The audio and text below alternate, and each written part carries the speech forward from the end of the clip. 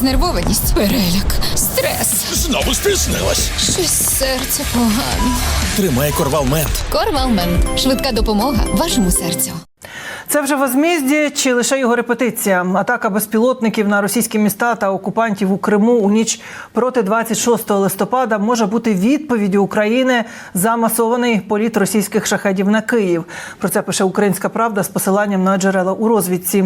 Тоді сили ППО збили 74 з 75 ворожих БПЛА. Але минулої ночі гучно було вже на самій Росії. Бавовну чули в Московській, Брянській, Калузькій областях, а ще в Тулі, де уламки дрона прилетіли в багатоповерхівку. Хроніка 641-го дня Великої війни в огляді Ганни Рибалки. Вон над нами прям пролетіло, я його засняв. На цих кадрах мешканці російського міста Тула схвильовано зустрічають дзищання в небі. У досвіта росіяни зафіксували 2 невідомих безпілотники. Ніч видалася не менш гучною. У Тулі уламки збитого дрона впали на багатоповерхівку. Постраждав чоловік. Для нас даже квартиру разнесло. Щепки.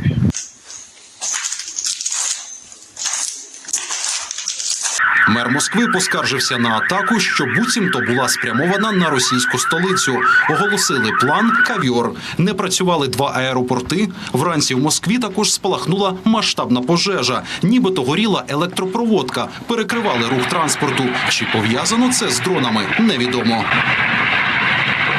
БПЛА летіли й на Брянську, Тульську та Калузьку області. Там нібито вночі збили 9 БПЛА. А зранку повідомили буцімто ще про 4. Скільки летіло всього, не поточнюють. Летит беспилотник.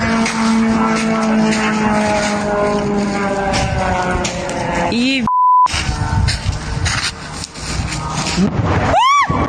Російські пропагандисти пишуть, що путінські силовики вже почали досліджувати уламки дронів, які звалилися на їхні голови, і порівнюють їх із шахедами.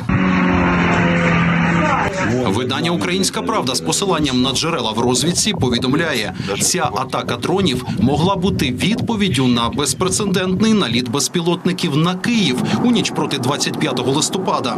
БПЛА почали атакувати Росію близько 3-ї ночі та завершили після 9-ї ранку в неділю.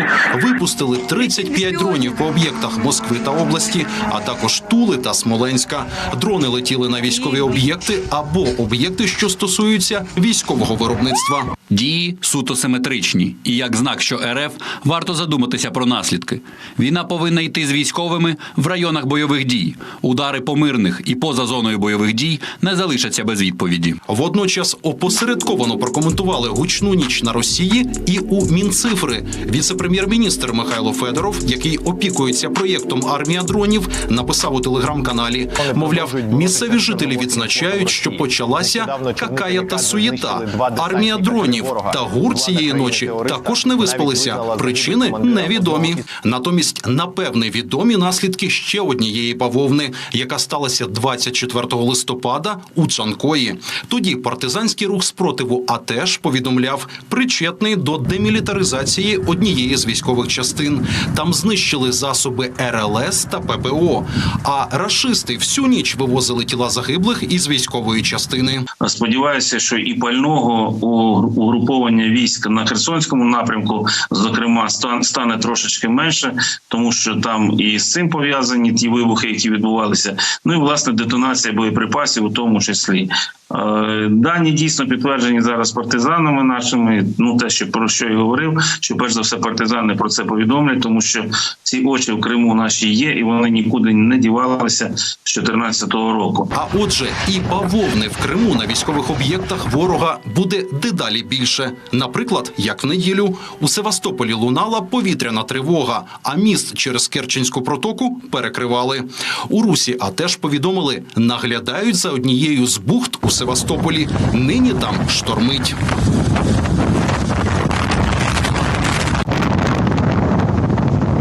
Юрій Жупанов, Ганна Рибалка, 5 канал. На Росії великий вибух та пожежа на Челябінському тракторному заводі. Телеграм-каналами шириться відео яскравого бабаху. Також в пабліках пишуть, що на заводі могли лагодити військову техніку. Після вибуху частина Челябінська знеструмлена.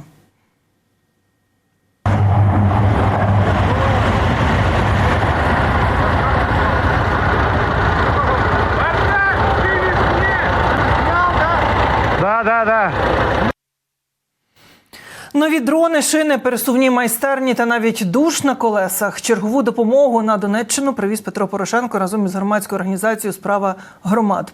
Нову техніку отримали десантники. Так, лідер «Європейської солідарності» привітав їх із Днем десантно-штурмових військ.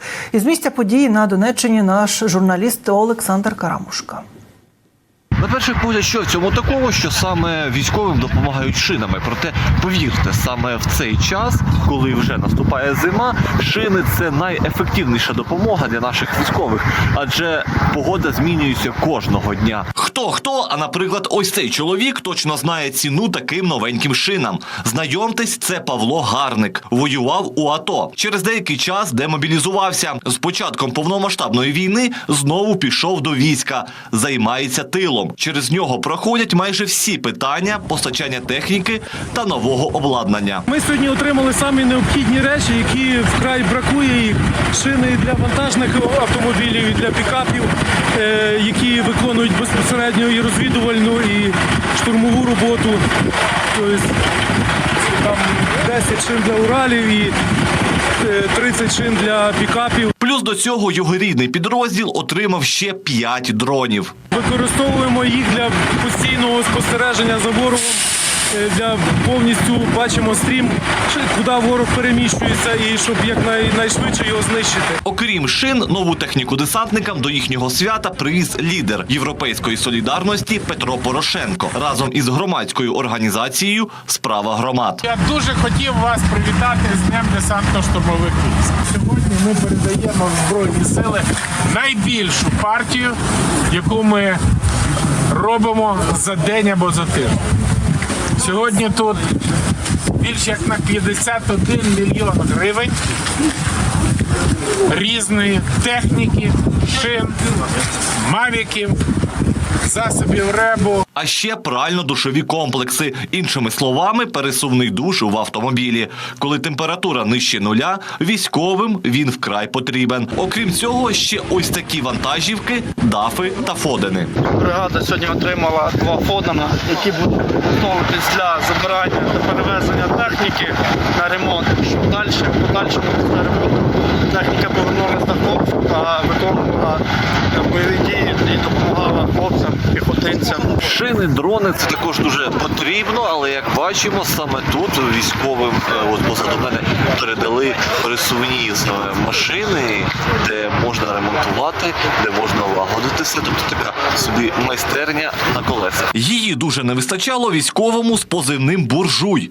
Чоловік ремонтує різноманітні машини та установки. Підручними средствами там шукали по СТО, по всяким бігали, шукали.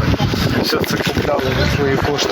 У нас ремонт, що не було обладнання, займав дуже багато часу.